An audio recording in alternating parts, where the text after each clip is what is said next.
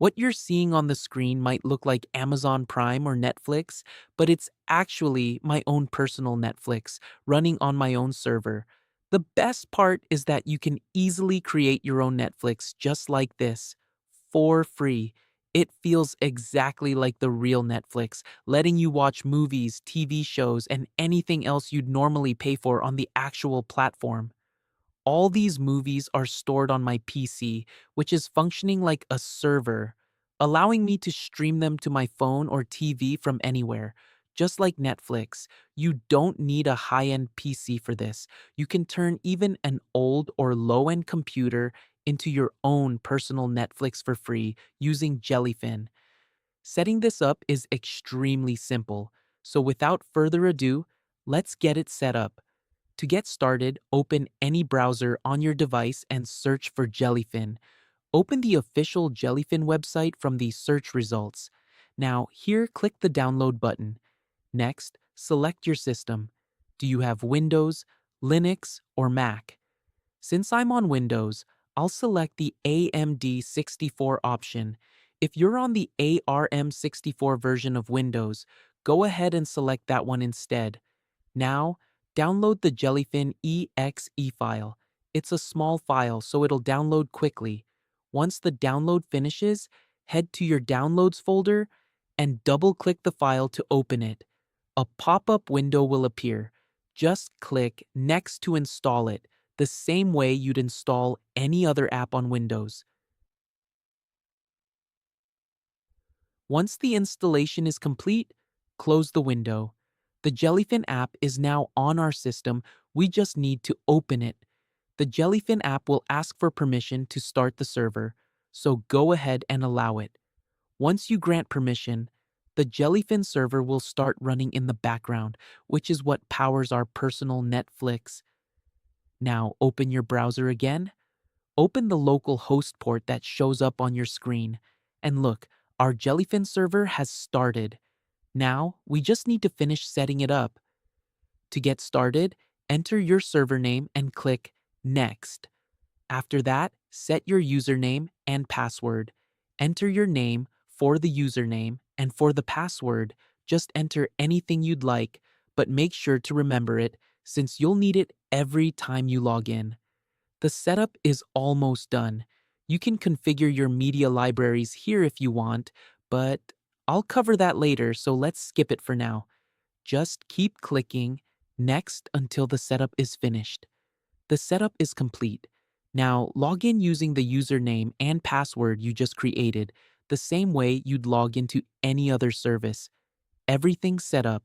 Now we just need to add our movies and TV shows.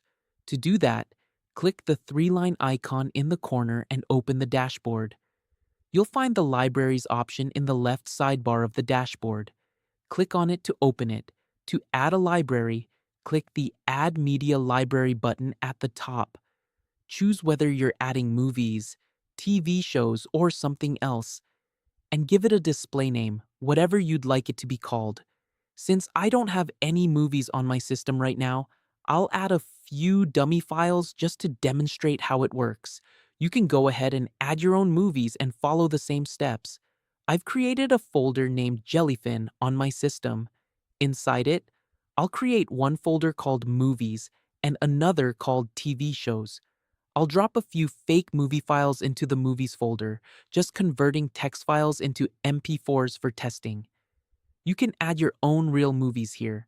For TV shows, create a separate folder for each show inside the TV shows folder and store all the episodes for that show in there. Everything's ready now. I've created some fake movies and shows on my system. So let's head back to the server in the browser. Click the plus icon next to the folder and select the specific folder on your system where you saved your movies. Once you've selected the folder, make sure the library settings are enabled, then save your changes. Your movies are now set up, and Jellyfin will automatically pull in posters and details from online sources.